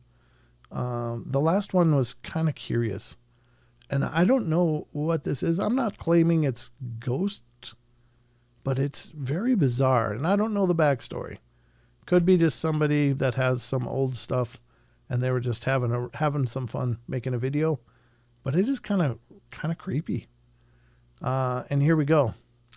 This one is from Haunted 5 on YouTube. Haunted 5 is the channel. And I think I'll subscribe to them. That's just pretty cool. All right, let's check it out. Ghost train captured on... I don't know. There we go. No, don't do that. Pressure. I think I heard another one of those ghost trains. A ghost train? Yeah, a ghost train. Thought I saw it. Yeah, there it is. What's a ghost train? Yeah, it's weird, and it's not like a big train, just so you know. It's like some little car. Yep. What would you do if you're out in the middle of nowhere and you saw this coming up on some derelict tracks? Would you jump on? Doesn't look like anybody's driving either. What? What's going on there? Oh. Well, that can't be good. That's weird. Right. It really is. No clue where it came from and no clue where it's going. How bizarre. Running over sticks and... But it has to be operated by fuel, right? Or coal? Yeah, it does. You can hear the engine. You can hear the engine on the thing, but it's just a weird video. I saw this, Brent. It's a train that checks the tracks before they send a real one. That's what some commenters said. Oh, okay.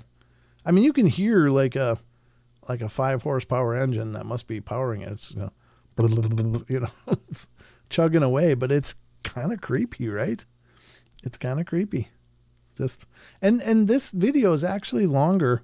The person does actually just run and jump on it and just kind of sits there as it's driving down the tracks. It's just kind of a neat little video. I don't think it's paranormal, but it's just an odd video. Like, what would you do if you saw that? I'd be like, yeah, time to turn around, kids. We're going home. That seems kind of staged or planned, to be honest. Yeah, I think so too. It's just funny though. I mean, what would you do if you saw that? I think it's funny. Just look at that coming up the rails. Doesn't look like anybody's driving either. What? Yeah, very weird. Not what you'd expect to see.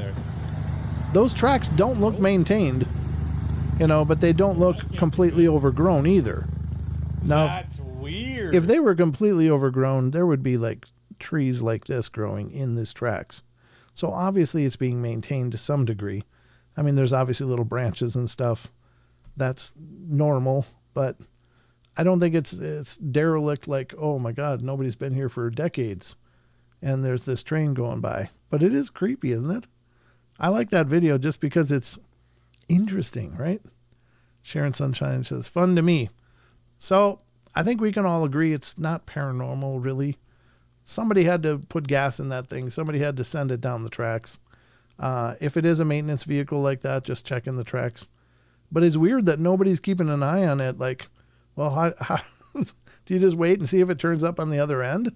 There's like a guy at one place and a guy at another place, and then they just start it and see if it makes it. And if it doesn't, they just go looking for it. Where did it go wrong? Maybe, but I think if a guy just sat in there, kept an eye on the tracks, that'd probably be better use of the time. It could just be a hobbyist. Some railroad hobbyist got some land. The signage was real. The signage was real weak, not like an actual crossing sign. As he comes up to it, I'm going to try to go back, see if we can see that. There it is. It looks like an odd. It could. I mean, it's a stop sign, but it looks like it's a little small. And I don't know what the white. I don't know what the white on the bottom of it is either. So there you go. I just thought it was a kind of a fun video, an interesting one. Like, what do you make of that? I don't think it's paranormal, but it's bizarre. If I was out in the middle of nowhere and saw that kind of pulling by, I'd be like, oh, well, it looks empty, but is it empty? Anyway, there you go. This has been our segment of... The hell is that? It has been indeed. All right, so there you go. That's What the Hell Is That segment for tonight, which leaves only one more segment to go. Wow. And we're going to get almost 25 minutes worth of the cryptid corner here tonight. And I hope it doesn't run on baked beans, Brent. Don't get Josie started. It's on private land. He's done many videos of the ghost train. Oh, okay. Yeah. And I mean, that's what I assumed. I definitely assumed it was some hobbyist that has some track set up and just likes to roll the little train thing around. It'd be cool to have one if you owned a big plot of land to have some tracks put up and just go tour your land. I think that'd be really fun. Good find, though. Thank you guys for looking into it. That's cool. Very, very cool. It seems like a hazard, Justin Goodhart says. Yeah, I mean, it does. I mean, that thing certainly isn't living its best life right now. It looks like it needs some tender love and care. And a little paint wouldn't hurt either, but it's interesting. It's all interesting, but that was fun. I hope you guys enjoyed that segment. That's the newest segment so far on the show, but it's so far it seems like you guys are doing well with it. 86 viewers right now. Wow. Very cool. Thank you guys. I appreciate you keep coming in, man. This is awesome. We're going to go to the last segment of the show tonight. This is where we explore the creatures, the cryptids, the unknown animals that are unsubstantiated by our sciences. Ladies and gentlemen, it's time to go to the dark places of the world. It's time to explore the Cryptid Corner.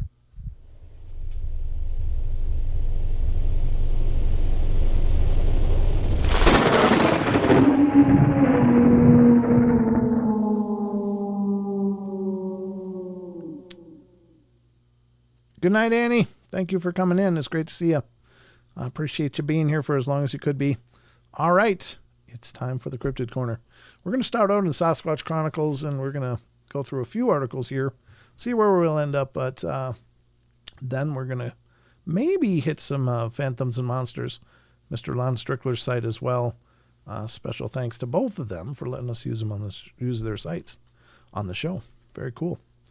All right, this one is from January 3rd. It's today old. It's a brand new episode that's up right now, but it was so it is live. You can hear the actual interview. No, this is the one we read already. We read this one actually on Friday night, but it's the actual episode that's live now on Sasquatch Chronicles. So definitely go check it out. This was a great article or a great listener email that was submitted to Wes, and I know it's going to be a great episode, especially, these emails are great, but the actual shows are so much more powerful because you can hear the person explaining it in their own way. So definitely check it out. Sasquatch Chronicles live right now. Episode 1218, 3 Strange Days. It's available on all the podcast players. I'm not going to reread the article because it was a great article, though. I really enjoyed it. I enjoyed reading it, but that's alive and ready to go. All right, so we're going to go into the Wayback Machine here into the blog archives. We're going to December 18th of several years ago. Texas man witnesses multiple Bigfoot on all fours. A man says a group of tall ape-like creatures entered his property and climbed up on a roof of his northern Texas house. I was already staying at my parents' place when I had finished college. What does that say? Quartz Greiner, a man in his mid-30s, told Cryptozoology News in an interview, I was chatting with my girlfriend online and now wife at around 1 a.m. when I began to hear movement in front of the house outside. He added about the November 2005 encounter. The noise, says Greiner, was unusual, so he decided it'd be best to leave and go to his girlfriend's house in Dallas. Well, as he headed out of his parents' residence, something else caught his attention. I was a bit creeped out, he said. That's when I caught a quick view of two large individuals cross the front lawn along the fence line.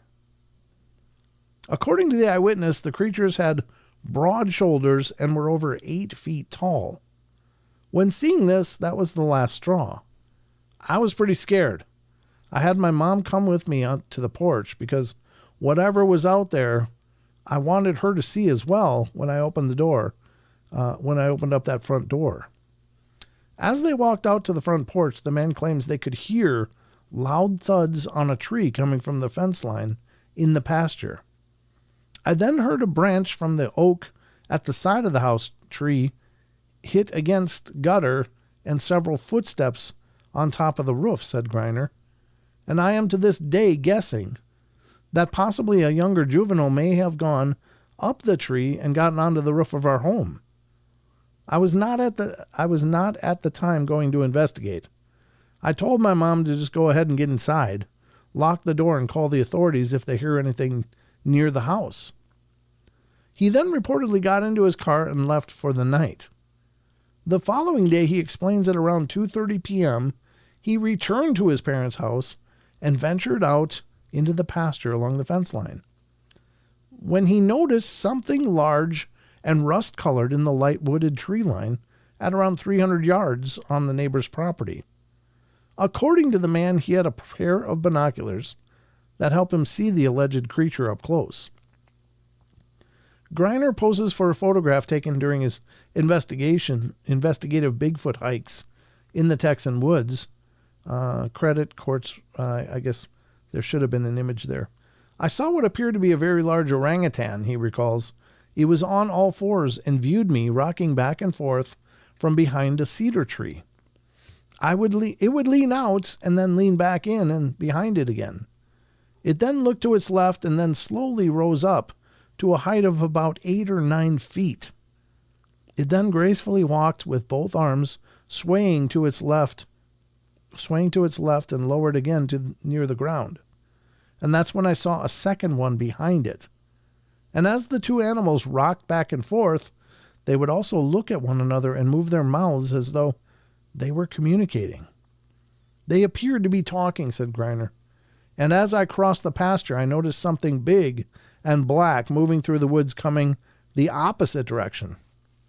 At the time, yes, I had a small digital camera and a not very useful 55mm lens.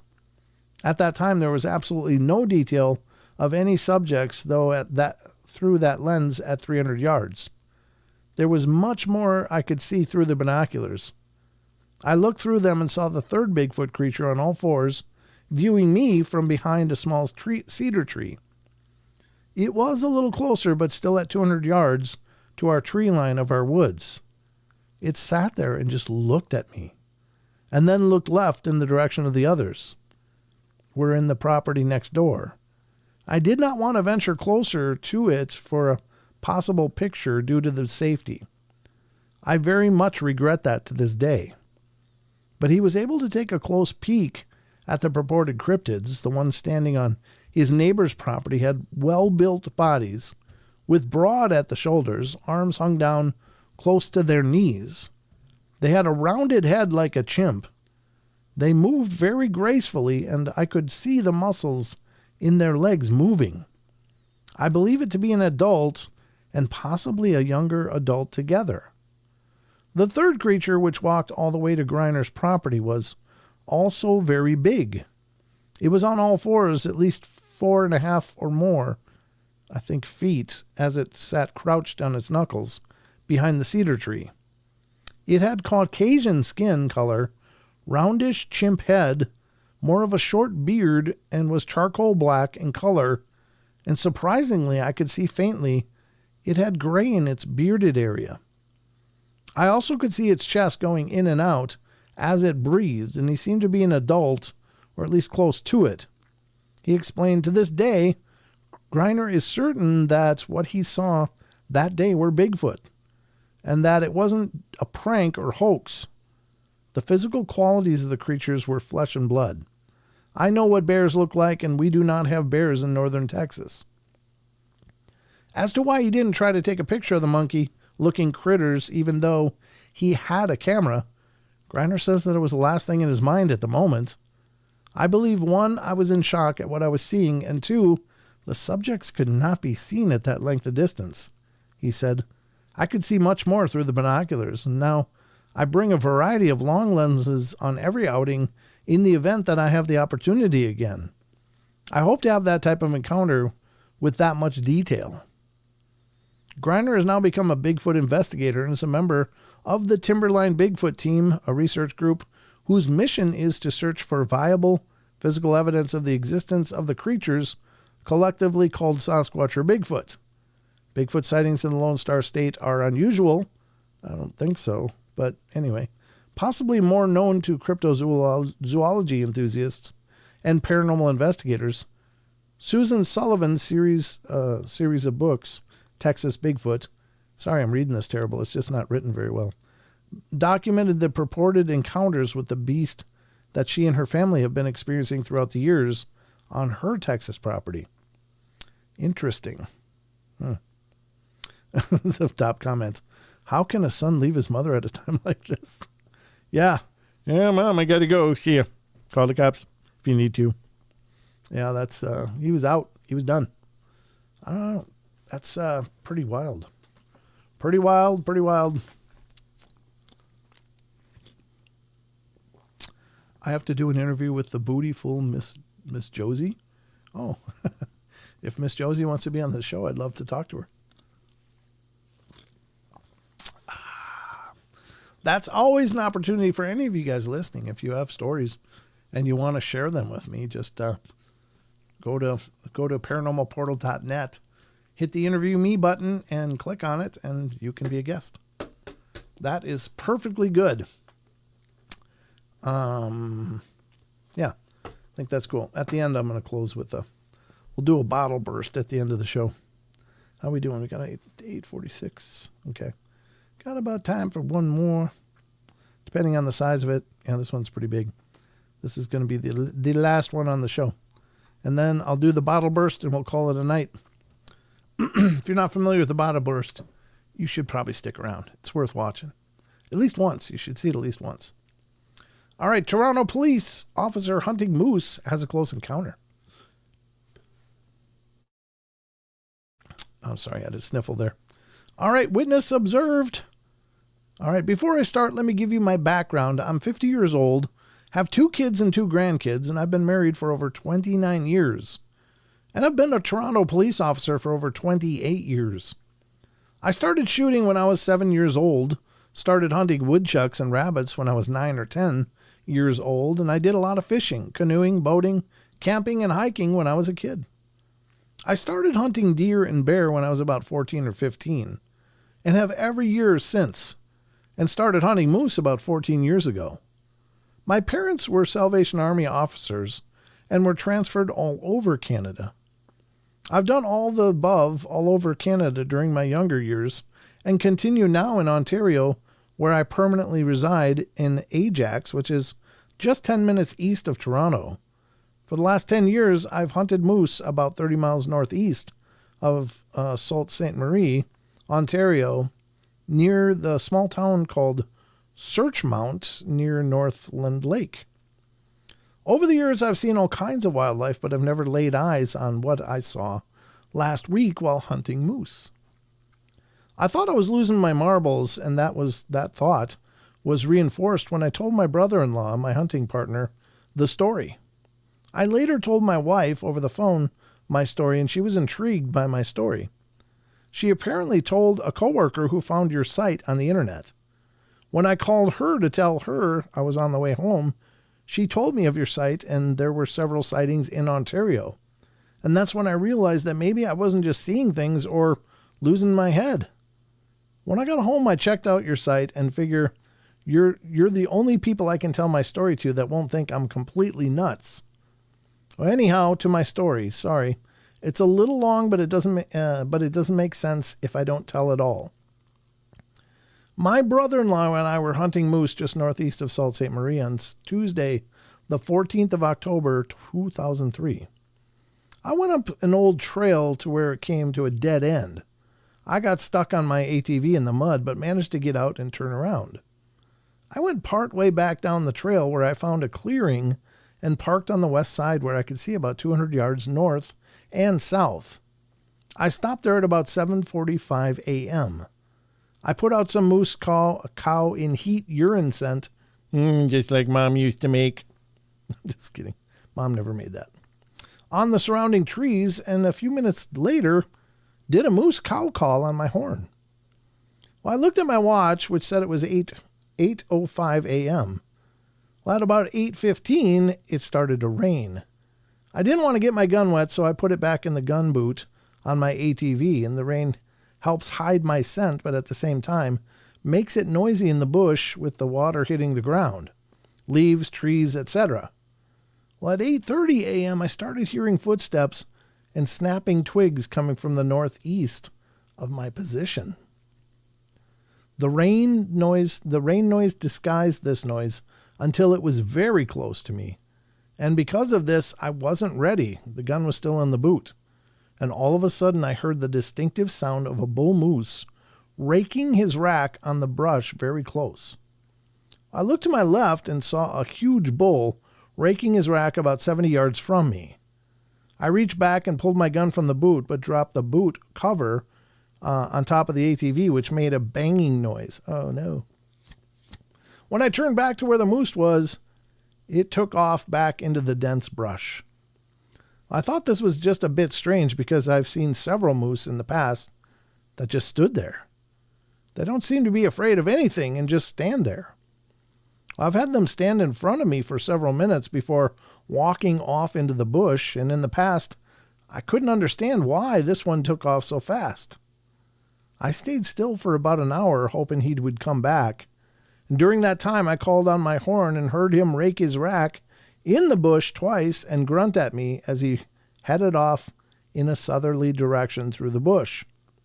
Turns out there was a gully just at my left, or at my line of sight, that he used to walk around me and disappear. Smart animal. I was later able to raise my brother-in-law on the radio, who showed up and went to where I had seen the moose, and he checked the bush and found fresh tracks which showed the moose had gone around me in this gully, which was out of my line of vision. He suggested that I sit near where the moose had come out and see if he might come back. Well, I then crossed the clearing and sat on my ATV about 5 yards from where I saw the moose and sat facing east. Again, I sprayed some moose cow in heat urine scent on the trees around me and did a few calls on my horn. Well, by this time it was about 12:30 p.m. I decided that I would sit there for the rest of the day, hoping to see the bull come back. While there, I ate my lunch and got off the ATV a few times just to stretch my legs. Had a few cigarettes and even had a little snooze. During this time, my back was to the gully that the bull had used to walk around me, and at 1:30 p.m. I started hearing heavy thumps behind me every now and then. Every time I heard one, I'd turn around, but there was just nothing there. I should mention that it was still raining. The sound of the rain hitting the ground or the leaves was quite loud, but these thumps were a lot louder. They sounded like a stone or something heavy hitting the ground, but every time I turned around, I just saw nothing. Well, at about 5:25, I got off the ATV to stretch my legs and have a smoke. I put my gun on the front bag of the ATV to make sure I had it within reach, and stood in front of the ATV facing the gully, which was my rear prior to this. While I was having my smoke, I started hearing the distinctive sounds of footsteps coming from the gully, snapping branches and leaves crunching. I kept my eyes on the gully while I reached for my rifle. Well, I thought the bull was coming back, and when I looked into the gully about 40 yards straight in front of me, I saw what I thought was a man walking towards me. He was stooped over and looked like he was having trouble walking in the bush. He grabbed a tree and swung himself around and ducked or dove down behind some thick brush. The total time of this took 3 to 5 seconds, and he disappeared. Well, he looked to me as if he was dressed all in black with a black torque or balaclava on his head. And the reason I thought he was wearing a toque was his head seemed to be long at the back like a man wearing a toque. It looked like it was wearing a jacket, and the front of his jacket was open halfway, and I could see a different color of lining showing around the neck area. It looked like it was light gray or almost blue on the chest area in the shape of a V. I couldn't really say how tall it was because his legs were behind thick brush, and I could only see to about mid-thigh. I would have to guess at the time that he was anywhere from 5'8" to 6 feet tall. But he was about 40 yards away, and it's hard to judge height or size in the bush when you're not sure of the distance. His arms seemed too long for a man, but he was extremely muscular, like a bodybuilder with the typical V-shaped build. There was definitely no fat on him at all. I could see the different muscle groups on his upper body and arms bulging out, and could see that it had a washboard stomach. When he grabbed the tree and I saw that he had hands, not paws, he swung around the tree and dove for cover as if trying to hide from me. As I said earlier, it was a dull day and raining, and he looked wet. He was covered with black or dark brown hair, and it looked like the hair was stuck to him fairly closely because he was wet. What also gave me the bodybuilder impression was that he seemed to have no neck, or he had so much muscle on his shoulders that it gave that appearance. On top of his shoulders were extremely broad. There was a line of dense brush leading off to my left, where it dove into, which carried for about 30 yards to 40 yards. About 10 to 15 seconds later, it went behind this brush. I heard a hoarse, raspy cough, followed by a long, hoarse, sad-sounding howl. It sounded like a wolf howl, but much deeper than any wolf I've ever heard. The sound came from about 20 yards from where I first saw it dive for cover. When I first saw it, I thought it was a man, maybe lost in the bush. But my first thought was, well, why isn't he wearing any orange? And if he's lost, why doesn't he ask for help? But the howl made me realize quickly that this was no man. The next thing going through my head was, what the hell was that? No damn right. Well, that was no moose. It definitely not a wolf either, or a bear. It was like nothing I'd ever seen in 35 years of hunting. What it looked like to me was a gorilla or very close to one. But it walked upright, not on all fours. It stood there motionless for almost an hour and a half waiting to see if it would show itself again. He was staying there for that long. During that time, I remembered a show I saw on the Discovery Channel about a month before this trip about a man and his son who were hunting in British Columbia, where they saw a large animal throwing rocks at them. They took off and reported it to whoever, and later they figured out it might be a Bigfoot warning them to get out of this area. I then thought about the loud thumping noises behind me and realized maybe this creature was throwing something at me. After a while, it started to dawn on me that I may have just seen a Bigfoot, and I started to get just a little scared. I normally leave the bush after dark when hunting, but this night I left about a half hour prior just to make sure I had lots of time. I was going to go back to the area the next day and looking for that bull, but I couldn't bring myself to go anywhere near that spot. That's the first time in 35 years I've ever been afraid in the bush. Well, since then, I've wondered if this thing I saw is what scared the bull away, like I said earlier. I've seen many moose in the bush and have never seen one run from me like that. Interestingly, though, where the bull ran off, where I saw this creature was only about 50 yards. Another thing, I don't know if this means anything or not, but where I was sitting, I saw a large, probably moose leg bone lying on the ground about 5 feet from my ATV. It wasn't cut or sawed. It had been broken or snapped. It looked to be about at least a year old. Wow. Wow. Well, there it is.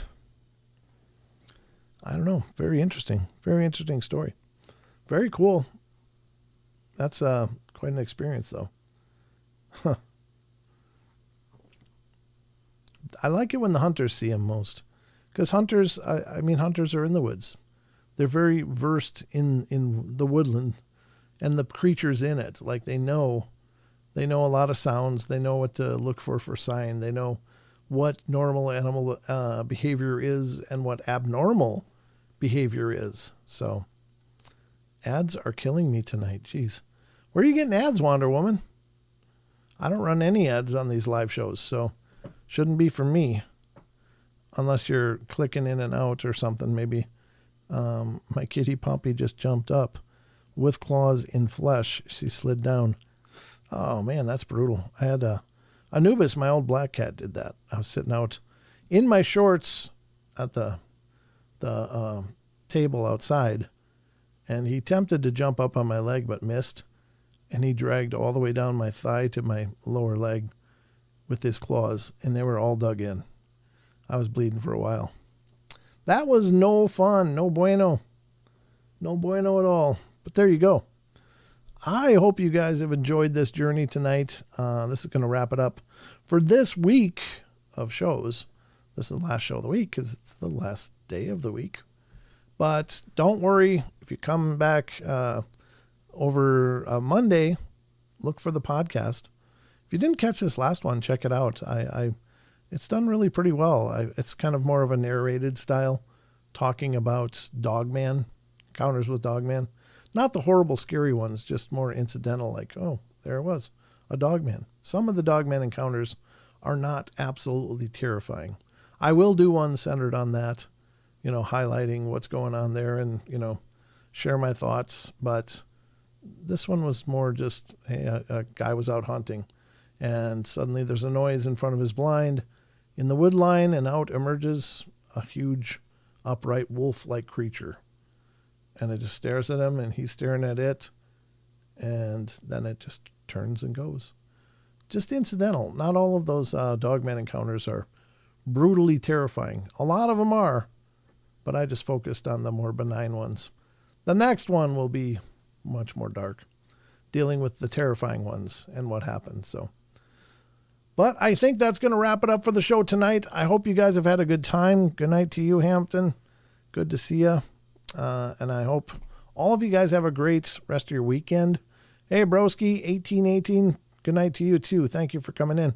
Thank you, everybody, for being here. As always, it's an amazing pleasure to do these shows, and it's even a bigger pleasure when you guys hang out with me. So thank you for everybody being here. Hey, Brent, great to spend time with you. Thank you. I appreciate that. The Oceans, I appreciate that a lot. And all of you, thank you guys for being here. If you don't mind, please hit a like on the way out.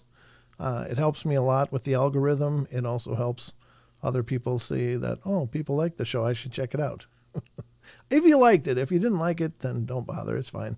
Or you can hit the dislike if you want, if that's your honest assessment. I'm not saying you shouldn't be honest. Everybody should always be honest. But that's what I got for you guys tonight. So take care. Have a great rest of your weekend. Have a great beginning of your week. I'll be back for a live show on Wednesday as it stands. So hopefully you guys will be with me and come back. Wednesday, Friday, Saturday, we do these live shows. Same time, 7 p.m. So if mark your calendar. Just come back to wherever you're watching it now, and I'll be here doing another one. But until then, remember, love you all. Be good, be kind, be nice. Take care of each other. Help each other out. Find the magic in every day, and remember to laugh as much as you can. And don't forget your Portal merch. Just saying. That probably looked wildly inappropriate. I didn't mean it to look like that. But that's how we roll here. Anyway, that's all we got. Good night, everybody. Take care. Sweet dreams.